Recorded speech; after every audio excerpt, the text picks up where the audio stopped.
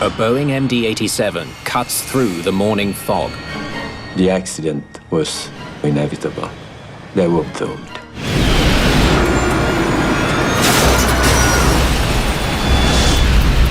The plane, carrying 110 people, erupts in flames at Milan's Linate airport. This is the most serious accident in the history in Italy. Incredibly, no one at the airport has noticed the catastrophe. Hello, this is Tower. No, nothing. Valuable minutes pass. It was astonishing. Air traffic control still doesn't know what happened. Only when the wounded come looking for help There's a red streak of fire at the end of the runway. do authorities begin to realize that something is seriously amiss. My God. At one of Europe's busiest airports. Mayday, Mayday.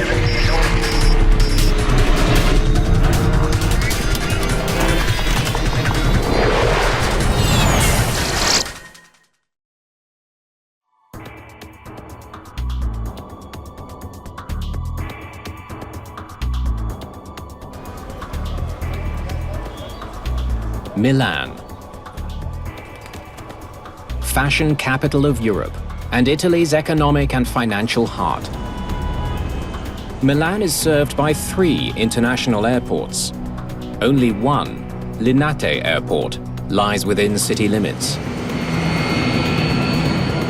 It handles 9 million passengers a year on short flights all across Europe. Alitalia 226, airborne 05. On the morning of October the 8th, 2001, dense fog shrouds the airport.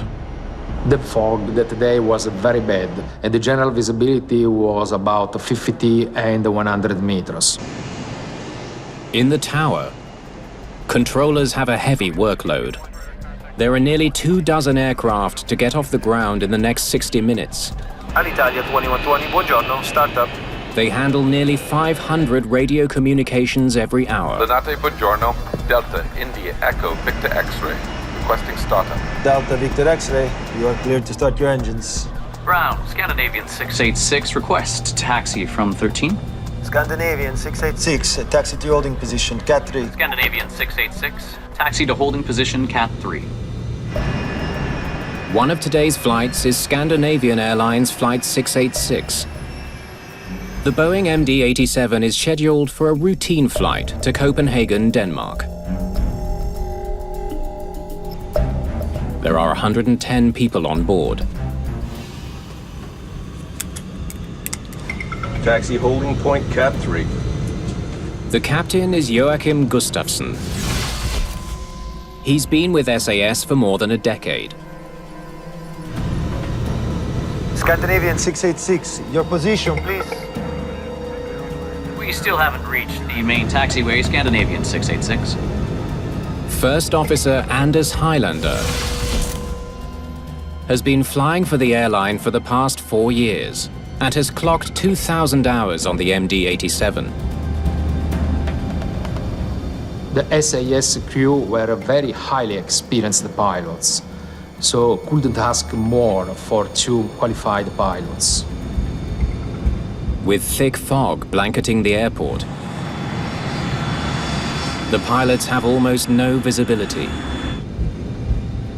They must rely entirely on instructions from air traffic controllers as they navigate their way to the runway. There are a lot of taxiway, one runway for commercial aviation, and there are a lot of many different types of airplanes in Linate, so it's a very busy airport. High above the runway, air traffic controllers normally have a clear view of the airport, but not today. Air 1937, where are you? Between 18 and Delta. So you're practically in front of the tower, right? Paolo Zacchetti is the ground controller responsible for guiding flights to the start of the runway, where planes take off every 2 minutes. Taxi north via Romeo 5. Call me back at the stop bar of the main runway extension. With Linate fogbound, he's got his hands full. Scandinavian 686. Your position, please. Now you're on the main taxiway. Yes, now we are entering the main taxiway, Scandinavian 686. Taxi. At 8:01 a.m., Zacchetti hands SAS 686 over to the tower controller for final takeoff instructions. Tower, buongiorno, Scandinavian 686, sequence to 36 right. Ciao, Scandinavian 686, line up and wait 36 right. Line up and wait 36. The SAS crew must wait behind other planes taking off from Linate's main runway, 36 right. Alitalia 226, cleared for takeoff, 36. Report when rolling. Low visibility is not a problem in air. It's a very big problem on the ground because pilots depend completely upon the air traffic controller. Delta Victor X-ray. Confirm your position. Approaching Sierra 4. Roger. Maintain the stop bar. I'll call you back. Takeoff data. 57 tons, and it is checked. Checklist complete. Scandinavian 686, Linate. The wind is calm. Report rolling. When airborne, squawk ident. Once the plane ahead has taken off, Flight 686 begins its takeoff roll down the airport's 2,400-meter-long runway. And we are rolling, Scandinavian 686. Auto throttle on. Set thrust.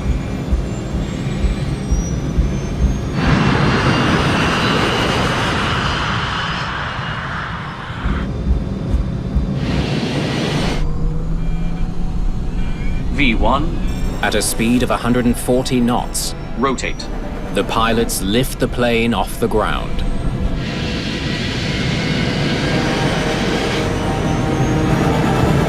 What's that?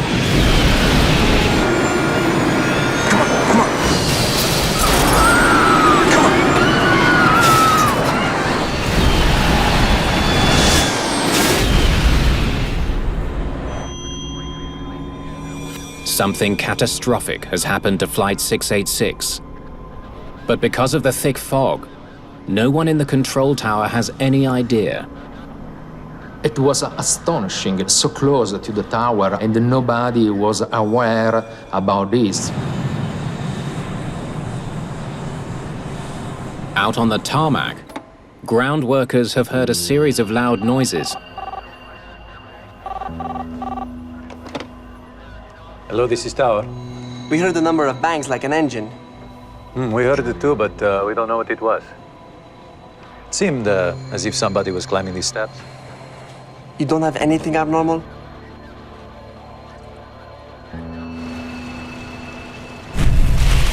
A passenger jet has been in flames for nearly a minute at one of Europe's busiest airports. But so far, no one knows. No, nothing. This was incredible to believe that this big accident happened and nobody could see what was happening in that moment. The crash site goes undiscovered until a customs officer spots an injured baggage handler stumbling from the wreckage. It took a while to figure out that they had a big disaster on their hands. The officer alerts emergency crews. But the controllers still don't know there's been an accident. Incredibly, Linate Air Traffic Control still doesn't know what happened. Only now does the tower controller check for the SAS flight on his radar. He can't find it. The radar does not show the plane flying away from Linate. Then they get a radio call from another plane. There's a red streak of fire at the end of the runway. Finally, almost 3 minutes after the accident, Linate Air Traffic Control raises the general alarm. They ground all departing planes and close the airport to incoming traffic.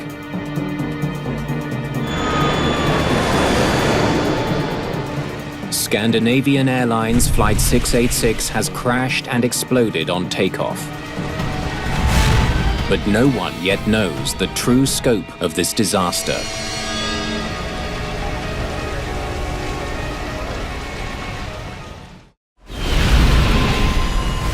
Ten tons of jet fuel feed a massive fire where a Boeing MD-87 has collided with an airport building.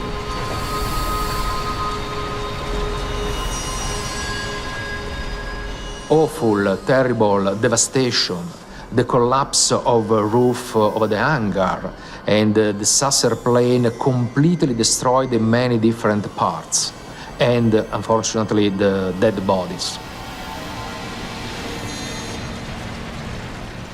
The rescue people had problems to enter a cargo building to rescue victims because the airplanes was blocking the entrance.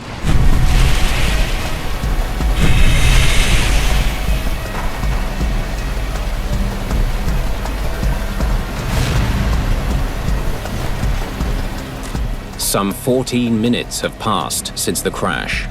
As emergency crews battle the fire, Linate air traffic controllers frantically try to understand what just happened. There are 2 aircraft unaccounted for. Paolo Zacchetti discovers a private Cessna Citation did not return to its parking position after all planes were grounded.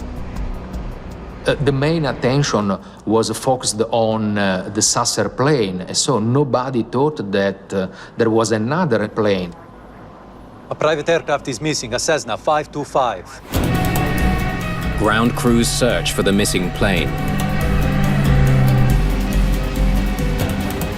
Finally, 26 minutes after the crash, they find the Cessna burning and in pieces, halfway down runway 36R. It appears there's been a collision. It's hard to believe that after half an hour, people became aware about the fact that the Cessna was on the main runway. There is another aircraft in the accident near Romeo 6. Air traffic controllers are mystified. How did these 2 planes end up on the same runway at the same time? What's that?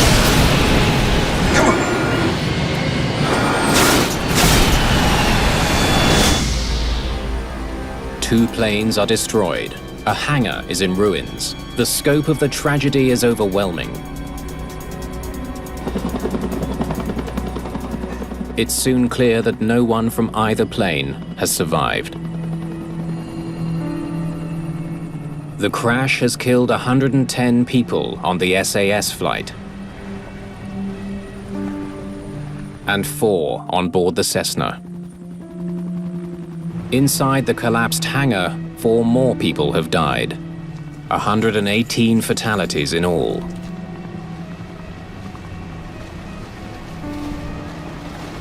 This is the most serious accident in the history in Italy. You can't imagine. I haven't taken it all in. I heard 3 explosions. Boom, boom, boom, and then a huge flame, a long one.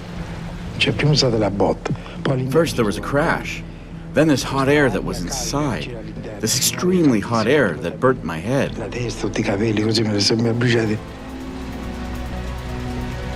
My God. Mario Pica is the lead investigator for Italy's National Agency for Flight Safety, the ANSV, but he's not in command of the crash site. It took me a few hours to get access to the scene of the accident. Unlike most countries, Italy treats aviation accidents as crimes. The police get priority at the scene. After an air crash in Italy, the criminal investigation automatically begins, and the police is involved in analyzing this event. Pica has a different goal. It was mandatory to find out really what happened and find the reasons that could help us to avoid it happening again. Grazie. First thing I remember was to have a look at the baggage hangar where the rescue workers were still busy taking out pieces of rubble at the aircraft and looking for bodies and possibly survivors.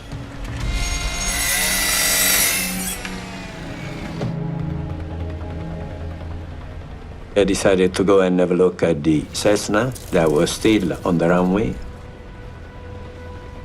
I just sketched the first map of the position of the various pieces of the debris to reconstruct the dynamics of impact. And they were intermingled, pieces from the Cessna and pieces from the MD-87. As lead investigator and a pilot, Pica knows the most valuable information in any air disaster comes from the black boxes. But the Cessna was not equipped with either a cockpit voice recorder or a flight data recorder. The absence of the flight recorders were really a drawback because they are very helpful in any investigation to precisely define what happens. The Swedish Accident Investigation Board sends a team to Milan. It includes technical specialist Tom Zollner and lead investigator Frank Christensen from SAS. They will work with Pica to unravel the accident. We were called to be part of the investigation as it was in the Scandinavian Airlines plane. I guess we'll have to wait for authorization. We realized that the investigation in Italy was different what we learned. In Italy, they conducted as a criminal investigation, and we as investigators has to wait. Damn. We're really not happy about that. We would like to see what the planes looked like, how the accident site looked like. We were not allowed to be near the accident site. The media worldwide attention was on the Linate disaster. The SAS airliner headed for Copenhagen slammed into the private And jet. so what happened in Linate? What were the main causes of this accident? What were the main responsibilities for this? Investigators soon make a troubling discovery about Linate Airport. So, you're telling me there have been a lot of these incidents before? Air traffic controllers reported we have an average of nearly one runway incursion per week. It appears the 9 million people who use this airport every year have been in danger for some time. There have been other runway incursions. This was shocking. Less than a month before the collision, a near miss on the same runway. With an aircraft entering the runway while another aircraft was taking off. It was really a big shock for us that it happened that often at the Linate airport. Clearly, something is very wrong at Linate. The morning after the crash, investigators face national and international pressure to figure out what it is. Meanwhile, there were prayers for victims of the crash, Italy's worst ever civil aviation disaster. Finally, the entire investigative team is given access to the crash site. All of us were trained investigators, and we knew what we were going to investigate and how to do it. But authorities have thrown a major obstacle in their path. So where's the plane? The police have ordered airport workers to move the debris off the runway and away from the baggage hangar. We got very angry. The removal of the debris actually removed a lot of valid information, which we now never could see. Debris from both planes has been piled on a concrete helicopter pad. Locating Flight 686's voice recorder will be a huge challenge. We couldn't find the cockpit voice recorder.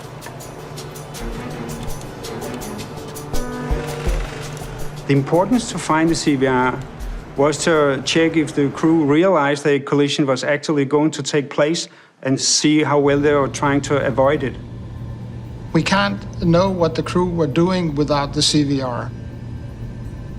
We had to learn about the possible takeoff clearance and if there were crew errors. Did the receiver take off clearance or did they not? Here's what we know so far. The MD-87. Measuring the distance, we ascertained that the MD-87 had traveled for about 40 seconds and gone 1,500 meters before striking the Cessna. It was clear that A collision had occurred on the main runway at the interception from taxiway. The MD-87 had continued its run, deviating slightly to the right until hitting the baggage hangar. Here. Weather reports show that visibility was only 50 meters at the time of the collision. With the heavy fog of that morning, it was clear that the environmental factor was a contributing cause of the event. V1, rotate. Imagine an aircraft traveling at 72 meters per second. What reaction time would have needed to avoid the collision? The SAS pilots would not have been able to see the Cessna on the runway until a split second before impact. What's that? But fog should not cripple a major airport like Linate. Modern airports use a system of regulations and safety equipment when operating in low visibility. Airports avoid incursions by having a defined low visibility operating rules. These rules can be augmented by technology, ground radars, alarm systems, and other things. Airport runways and taxiways are broken down into a series of checkpoints known as stop bars. Aircraft must always wait for authorization before passing, like a car must wait for a green light. The system is designed to keep planes from colliding. Planes can avoid each other at night, so why should there be any difference in fog?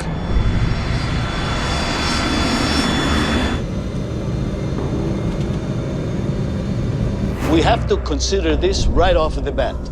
One of the first thoughts that came to mind was pilot error. The possibility of a pilot error. One of the pilots was not where he was supposed to be. Investigators need to know which one.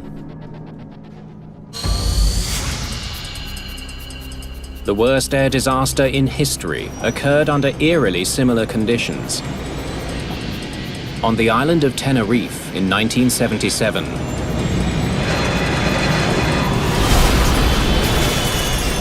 583 people died when two Boeing 747s collided on the runway in heavy fog. In comparison with the Tenerife accident, it was both in dense fog, taxiing on the wrong taxiway was involved. Communication was also involved as the KLM captain thought he heard a takeoff clearance, but he didn't. Investigators wonder if the Linate disaster is a case of history repeating itself. They learned that the brand new Cessna Citation jet had arrived in Milan following a flight from Germany. The German crew was now taking two passengers to Paris. Since the Cessna was not equipped with a cockpit voice recorder, and the CVR from SAS Flight 686 has not yet been found, investigators have only one record of what happened: the air traffic control recordings. We have to listen to the facts. Our expectation was that the ATC recording would reveal what actually was being said that morning. Investigators paid close attention to Paolo Zacchetti's conversations with the Cessna, call sign Delta Victor X-ray. Delta Victor X-ray, taxi north via Romeo 5. Call me back at the stop bar of the main runway extension. Roger, via Romeo 5. Call you back before reaching main runway. The Cessna was instructed to go north from the apron, along taxiway Romeo 5, to a taxiway that runs parallel to runway 36R. The route should have kept the Cessna off the runway. But he ended up here instead. Investigators make a shocking discovery. The Cessna went south from the apron, not north as instructed. It now appears the pilots made the fatal error that caused the accident. Call you back before reaching main runway. The control tower recording makes it clear. The Cessna pilots got lost on the way to the runway.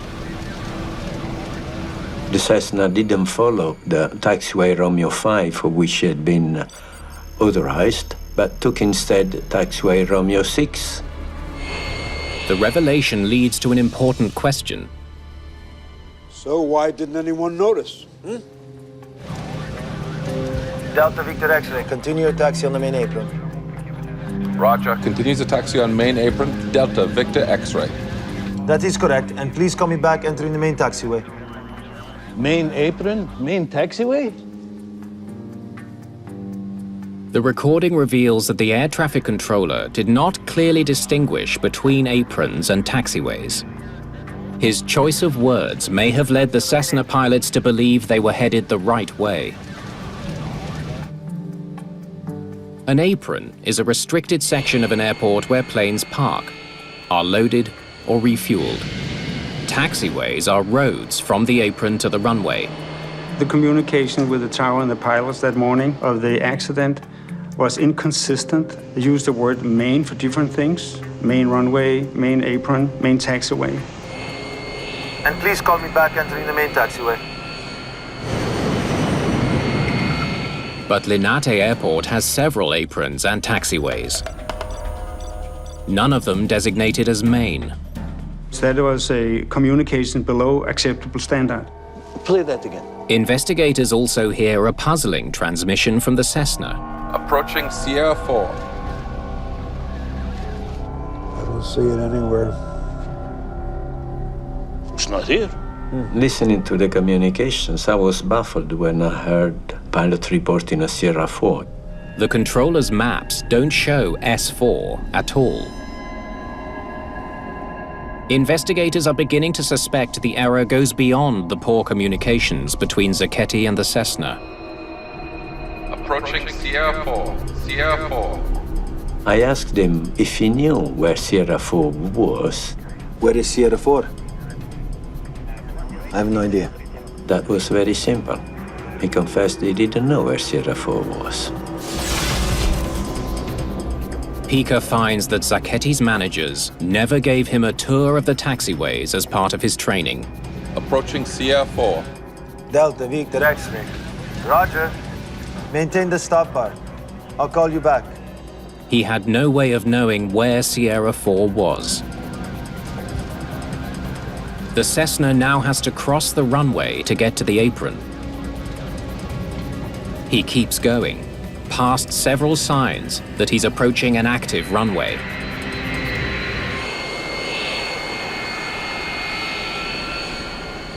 Air traffic controller didn't stop the Cessna.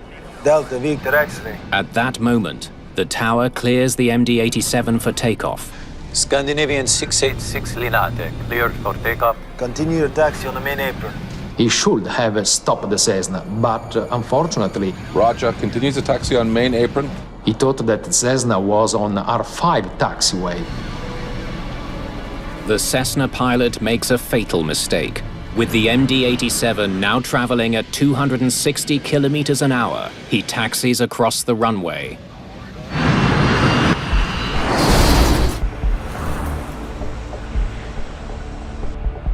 Suspicions about procedures at Linate Airport deepen as investigators learn that the exact same mistakes that led to the deadly collision were made by another plane less than 24 hours earlier. Frank, come and look at this. I was shocked to find out that only the previous afternoon... Same thing, 24 hours before. An aircraft had been cleared by the air traffic controller to taxi onto Romeo 5. 24 hours, it happens here all the time. The aircraft taxied really onto Romeo 6. Because there was no fog that day, the two planes saw each other and did not collide. Investigators are beginning to suspect that something about the airport, not bad pilots, may be the cause of the Linate crash and the frequent runway incursions there. When we found out that the Cessna pilot had taken the wrong taxiway, first question was to explain what did he see that brought him so much off course. Okay, this is where they started. So give me some video. The taxiway we went on was Romeo 6, and we walked the whole length of the taxiway. We wanted to put ourselves in the shoes of the pilot to understand his actions. They look for route identification signs that are supposed to help guide the pilots. The status of those markings were in a very poor condition. It was surrounded by high grass, and there was only a very few of those markings. The markings painted directly onto the tarmac are also vital for pilots. When we came to the intersection between Romeo 5 and Romeo 6, we could see that the markings on the ground were so badly painted that even in good visibility it was difficult to read them.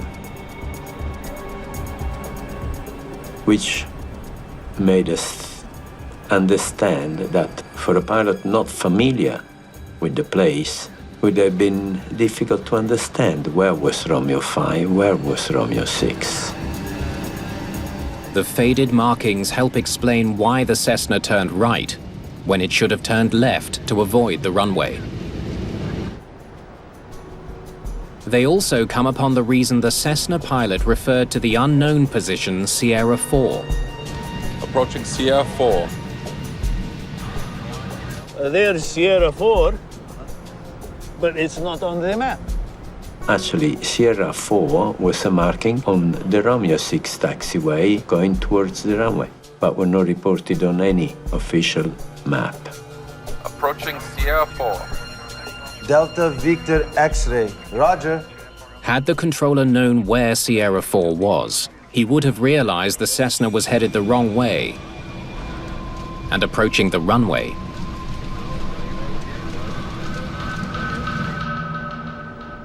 But inadequate markings and maps still don't explain the collision. Linate, like all modern airports, is equipped with motion sensor alarms to guard against runway incursion. Even with the failures of all other systems, the acoustic alarms should have worked, and we wondered why it didn't work. Reading the ATC communication recordings, we couldn't find any alarm going on when the Cessna aircraft crossed the stop bars and entered the runway. Pica decides to test the runway incursion sensors himself. I was told that possibly they didn't work, but we wanted to be certain. Okay, commencing test of the motion sensor alarm on taxiway Romeo 6.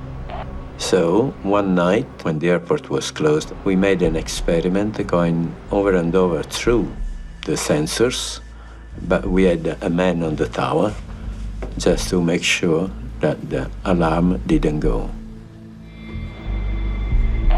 Anything? No, nothing. Again.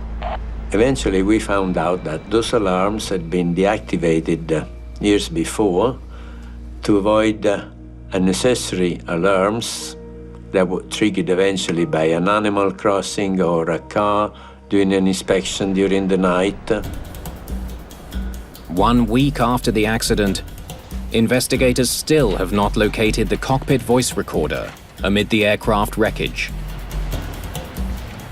Finding the CVR was crucial in order to establish that there was no problems prior to impact. So I decided to sort through this giant pile of rubble and concrete and steel, and eventually we did find the CVR.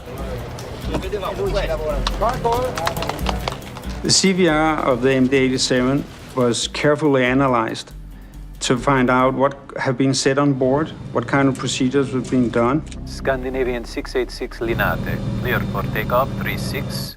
The recording shows that the SAS crew did receive the proper clearance to proceed down runway 36R. Cleared for takeoff 36 set. The SAS crew played no role in causing the accident.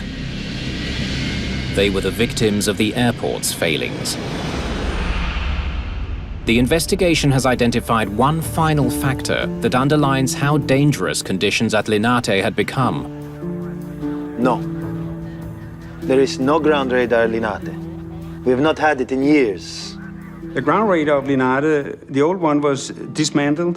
The new one was in boxes. It had been there for years and not yet installed. Why? I don't know. Airport ground radar systems detect movement of all aircraft and vehicles. A vital piece of safety equipment at a busy airport. If you have ground radar, it's a good tool to establish what's going on at the airport, even in low visibility conditions. We can certainly say that if the ground movement control radar had been in place, the ground controller would have had the opportunity to see the aircraft crossing the stop bars, and possibly then would have stopped the aircraft before the collision happened. Delta Victor X-ray. Confirm your position? The Cessna took the wrong path due to flawed taxiway markings. Without ground radar, controllers couldn't properly monitor the movement of the Cessna. Add fog into the mix, and disaster was inevitable. When the Cessna and the SAS aircraft started moving, they were both doomed. The accident was now inevitable. Scandinavian 686 Linate, clear for takeoff 36. Delta Victor X-ray. Continue your taxi on the main apron. And we are rolling, Scandinavian 686. Roger. Continues the taxi on main apron. V1. Rotate.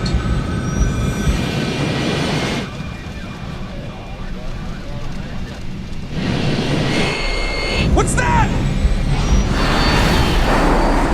The cockpit voice recorder gives investigators a detailed picture of what happened at the moment of impact.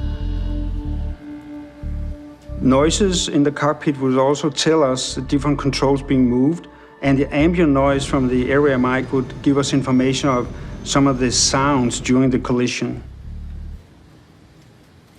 What's that?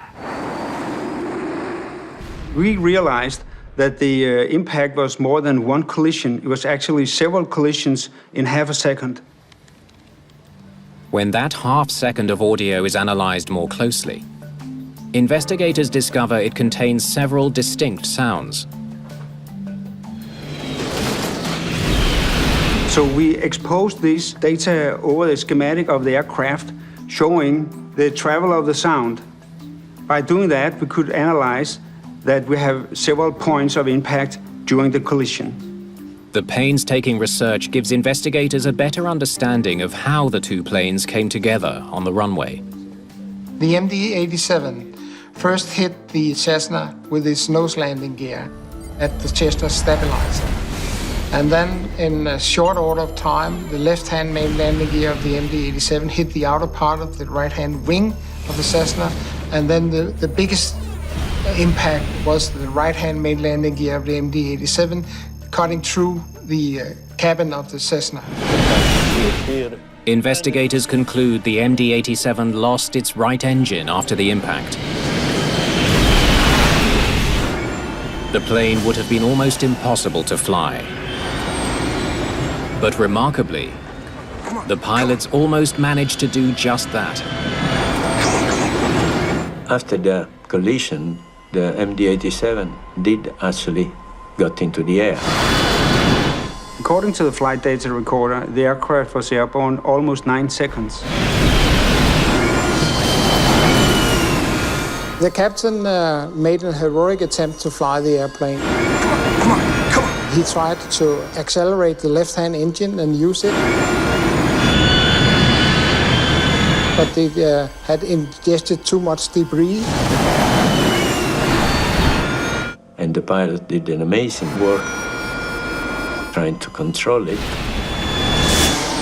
Up to the last minute, he tried to avoid impact. The pilots could not have done anything to avoid this accident because the aircraft was traveling too fast. Such a big aircraft cannot respond on a dime. It's impossible. I believe that both crew and both airplanes think they did everything right until the moment of impact. It's now clear that a badly flawed control system at Linate Airport led directly to the crash.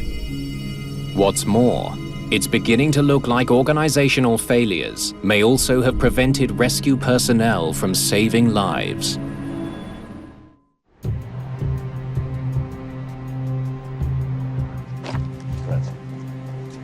How long was it before the general alarm was sounded?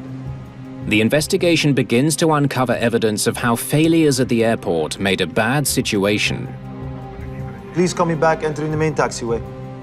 even worse. Hello, this is Tower. The wreckage of the Cessna was found only about 25 minutes after the accident. And by the time the fire brigade arrived on the scene, all the occupants were dead. Post-mortem exams confirm that 3 people in the Cessna had high concentrations of smoke in their lungs. They were still alive after being hit by the MD-87. They were burned alive. After the collision, the Cessna burned for more than 20 minutes. If the rescue to the Cessna had arrived earlier, certainly the 2 pilots would have survived the accident. After more than 6 months of painstaking investigation, Mario Pica delivers his findings. Though runway incursion by the Cessna is listed as the immediate cause of the accident, Pica does not entirely blame the Cessna pilot. Instead, he points to the lack of proper signage and taxiway markings at Linate, as well as to the airport's failings overall. A fairly simple airport like Linate with only one main runway, it should be easy to cover this with the signs and with the paintings and so forth. But apparently everything which could go wrong did go wrong at that airport. Delta Victor X-ray, taxi north via Romeo 5. Call me back at the stop bar of the main runway extension. And for some of the people involved, the fallout is especially harsh. Ground controller Paolo Zacchetti, along with high-ranking officials from the agencies which oversee Linate, are handed prison sentences. The judgment sparked intense debate. Should human error in air accidents be considered a criminal act? I defined the ground controller as the 119th victim of the case. I didn't have the equipment that could have made me aware of what was happening. Delta Victor X-ray, continue your taxi on the main apron. Roger. Yes, it is true he did make a mistake, but he is the result of a system that failed. Because of the tragedy, Linate Airport underwent a major overhaul designed to improve safety. Linate improved the airport by installing the ground radar, and some of the markings and signage was repainted. The runway incursion alarm are functioning now. Alitalia 212, hold your position. You are crossing an active runway. Repeat, hold your position. Alitalia 212. A big lesson learned in this accident, in my opinion, is that people are prone to get used to failures. There is no ground radar at Linate. Accepting latent conditions, getting used to a system that doesn't work, and by time, actually getting the whole system more and more dangerous. An airport is a highly complicated place. There's vehicles, there's airplanes, baggage lorries, cargo lorries, all sorts of activities going around at the same time. There have to be a very high level of safety in an airport. The reforms ushered in following the collision on 36R have made runway incursions far less likely and made Linate a much safer airport.